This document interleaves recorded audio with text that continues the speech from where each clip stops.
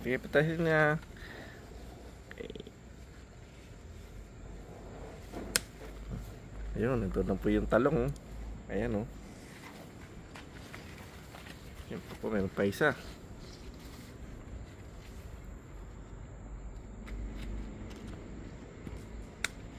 Ayun, nakakuha na pong dalawang talong, oh.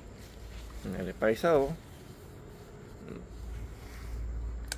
Yun, nakatatlo na ho. So meron na po tayo 20 pesos talong dito.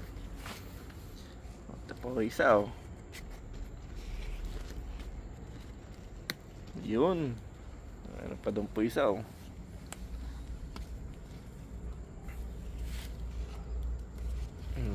Ayan, oh, naka 5 pirasong talong.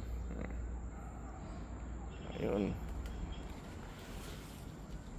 abangan po natin yung iba pong talong pagka medyo malaki-laki na, oh. Nag-iwan po tayo ng ibang talong pa dito. Yun, oh, may dalawa pa ron. Yung ating siling labuyo naman, oh, dito po, oh. Uligin pa lang siling labuyo. Ayan.